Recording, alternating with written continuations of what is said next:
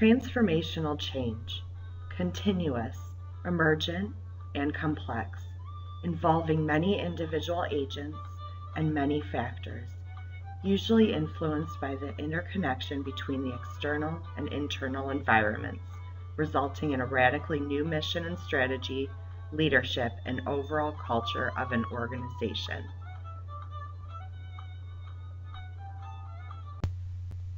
Today I will review Chapter 11 of the Dialogic Organization Development, the Theory and Practice of Transformational Change book.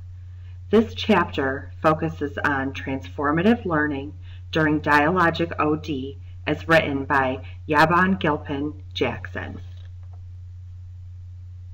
In this presentation, I will review a model that provides useful tools and advice for working with sponsors to engage them in the personal transformational change process a successful organization transformation often requires.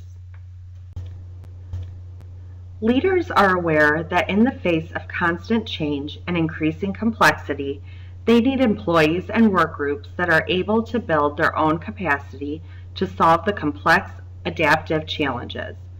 Transformative change represents change that fundamentally shifts how we think, how we do our work, and who we are in an organization.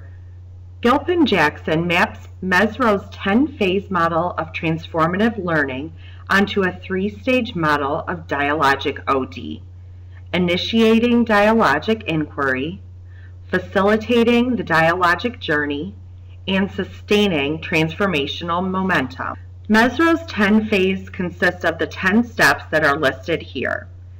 Engaging in the transformative learning requires a context of values like freedom, equality, tolerance, and social justice to provide essential norms for free, full participation in discourse. In other words, to fully understand our experience. Stage 1, initiating the dialogic inquiry. In this stage, your role is not only to make sense and meaning of the situation with the client, but also to test and prepare them for the potential dialogic journey ahead. This stage correlates with Mezirow's first 3 phases: disorienting dilemma, self-examination with feelings, and a critical assessment of assumptions. Upon reviewing, the choice to proceed to Stage 2 ultimately lies in the level of readiness of the people within the group. In Stage 2, facilitating the dialogic journey, phases 4, 5, and 6 of Mezirow's 5-phase process now become salient. These 3 phases of meaning show how the individual is intrinsically connected to community by signaling the need for transformation within the context of the collective. Recognition of shared discontent and transformation, exploring options for new roles, relationships, and action, and finally planning a course of action. Stage 3, sustaining the transformation, is where one creates the structure for bringing groups back together. The final 4 of Mezirow's 10 phases suggest areas that are important to discuss and attend to at group, individual, and system levels in order to sustain transformation. Acquiring knowledge and skills for implementing plans, provisional trying of new roles, building competence, self-confidence in the new roles and relationships, and lastly, a reintegration into one's life on a basis of conditions dictated by one's new perspective. The practitioner's transformative learning journey. The role of the consultant helps to foster or accelerate new ways of talking and thinking that ultimately will lead to the emergence of transformational possibilities. Checking in with yourself is a good practice in order to ensure you're creating an authentic space for transformation by asking these questions. What are my assumptions and beliefs about the client's situation now? How am I experiencing the transformative journey as I co-create it? What possibilities do I still see? How am I feeling about the process?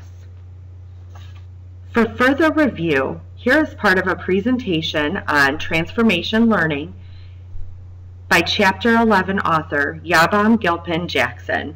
And so in that context, you hear a lot, I hear a lot. I want more than change. I want transformation. In my work as in organization development and in leadership, I hear leaders calling for this. As educators, even the theme of your conference, educators who are change agents, everyone calling for this, recognizing that this is what's needed, that we need to not only be able to change and adapt to the times, we need to be able to lead that change and be ahead and be transformational in our work and in our practice. And so what does that mean? What does that really mean? So I'm just going to very quickly go over technically what the process of transformational learning looks like. In order to get to transformational change, you need to go through this process of transformational learning. Starts with the common technical definition is that transformational learning starts with our frames of references being challenged. And then as a result that we learn something that fundamentally transforms us, who we are as individuals. And so there's two components to that. There's the idea of habits of mind, and I like that phrasing because it speaks to how habitual our frames of references are. In the same way as we have physical habits, we have mental habits. And so we have these habits of mind that we've acquired through our socialization. We've acquired them through just our lifespan, how we've grown up, the environment we've grown up in, the assumptions that we were born into and lived into really shape these habits of mind. And so once we have these habits of mind, they're the filter through which we see the world, and then we have points of view that align with those.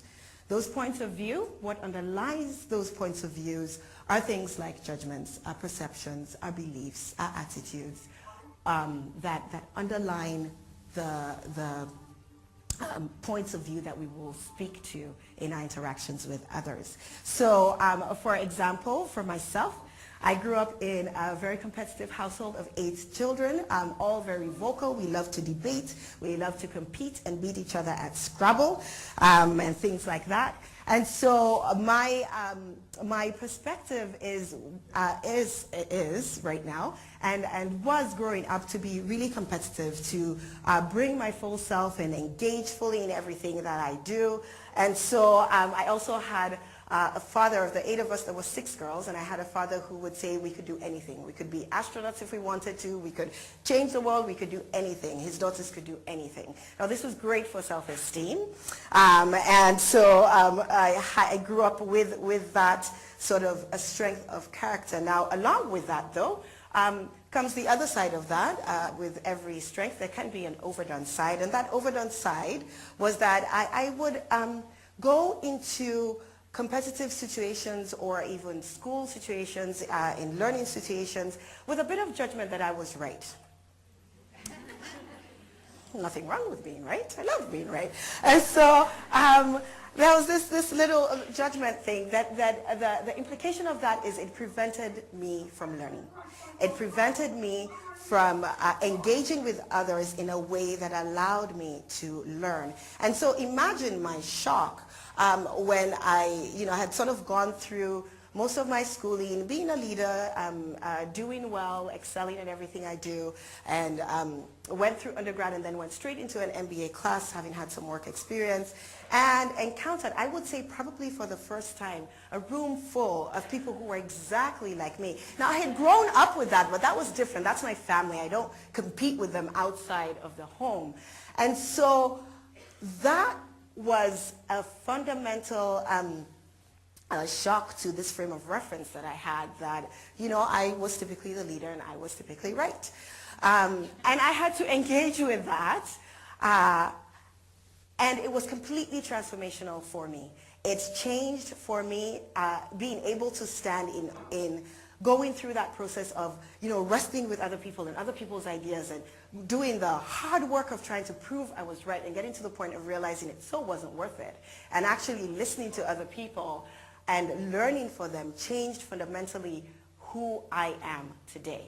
It changed how I partner, it changed how I interact with other people, how I engage with teams and the people I work with, and I can point even to the exact experiences in that MBA class that shook that worldview for me. So that's an example of how this works. In closing, I'd like to thank you for joining me on the journey of Chapter 11, and you've learned a bit about the connection between Dialogic OD and transformative learning. Thank you.